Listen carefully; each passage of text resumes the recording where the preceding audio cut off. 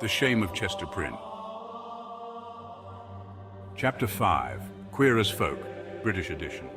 October 24th, 2015 at 6:45 p.m. Covent Garden, London.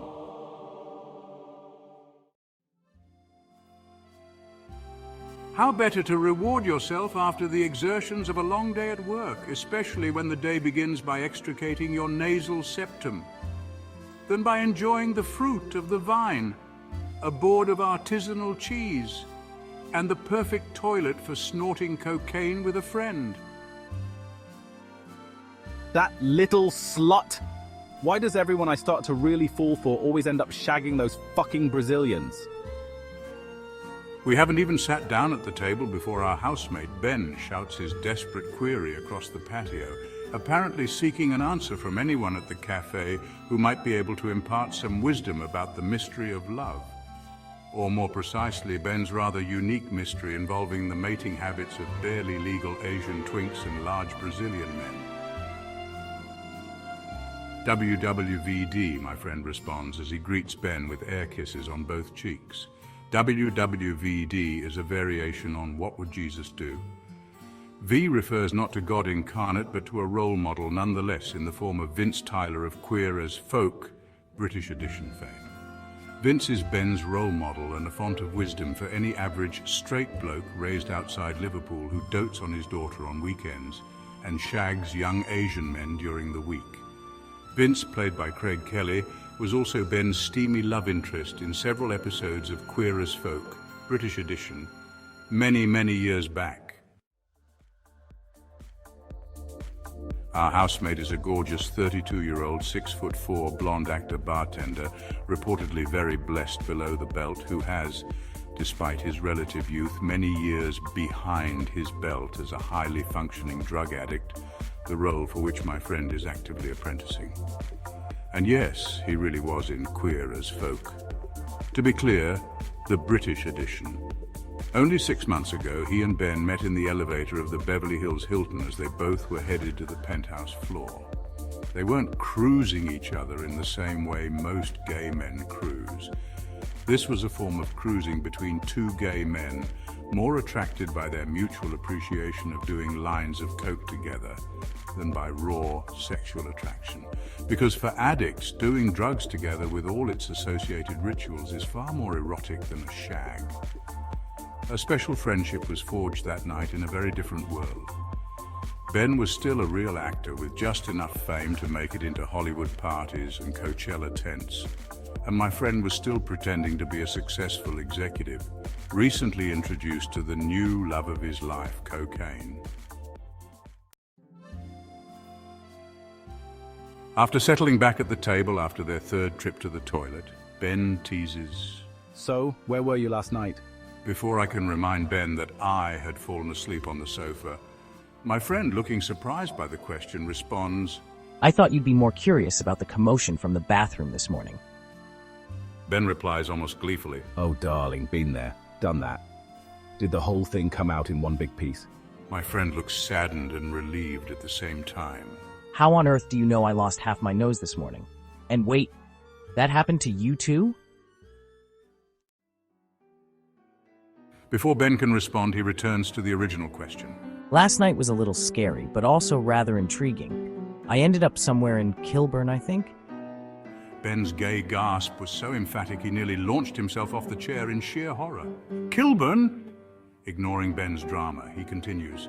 It's all a bit fuzzy, but I know there were at least 3 guys there. 2 tweakers who didn't say 2 words to me, thank God. And some guy I met online who definitely intrigued me. Ben quickly interrupts to begin his sermon about the moral depravity of gays who engage in the chemsex scene. When he launches into this well-worn routine, one wonders whether it's his absence of any self-awareness or simply cognitive dissonance that explains his puritanical rant. After all, Ben likely consumed more drugs before breakfast than most do in a lifetime, and his own sexual proclivities veer dangerously close to being a felony. In fact, Ben almost never talks about his own sex life, as though saying it might make it true. Or maybe he's reflexively channeling Vince from Queer as Folk, British edition, not the real one. What Ben didn't know as his sermon went into high gear, almost prompting a chorus of amens from the fellow patrons of our favorite cafe, was that the chemsex scene he was condemning with such conviction had already been introduced to us beyond the innocuous encounter described from last night. For the past month or so, the flat the three of us call home during the week becomes, on weekends, a sex club competing with some of the raunchiest establishments in Vauxhall, all while Ben visits his daughter in Manchester.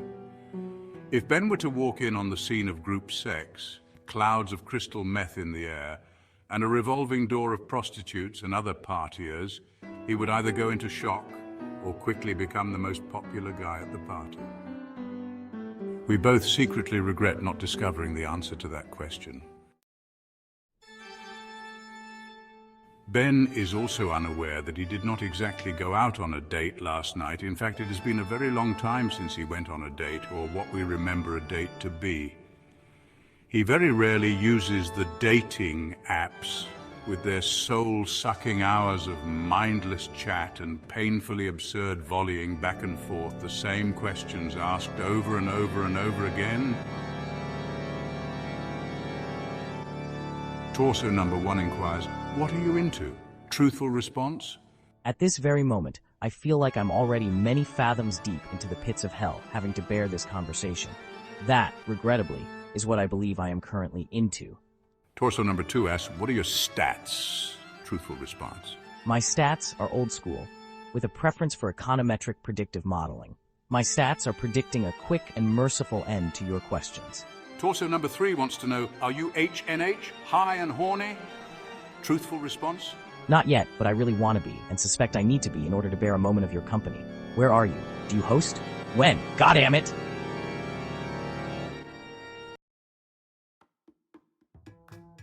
He was not on Grindr last night, but he was online hoping to bypass all of the above and get straight to business. After all, haven't we finally been liberated to fully accept, even embrace, the transactional nature of sex between consenting adults? If being gay doesn't mean having sex free of shame whenever, however, and with whomever you want, then what's the point? Come to think of it, doesn't being gay also mean having the privilege of sharing the prurient details of your shame-free sex with your friends, especially those who live with you practically rent-free? That would be Ben, not me. As if he read my mind, my friend promptly interrupts Ben's sermon to continue the story from last night. At that very moment, the sermon of Covent Garden is interrupted not by my friend's story of last night's adventure, but by a much more shrill, almost inhumanly high-pitched sound that is a cross between a cat in heat and an infant whining. The sound reaches fever pitch as a small girl appears from around the street corner. Actually, that is neither a child nor a girl, but rather appears to be Ben's latest, former love interest, who must either be off his meds or spurned by the aforementioned Brazilian after a very brief courtship. Ben rushes over to console the love of his life, or at least the love of another week. Listening and watching whatever passes for communication between these two is something neither of us signed up for, gay or not.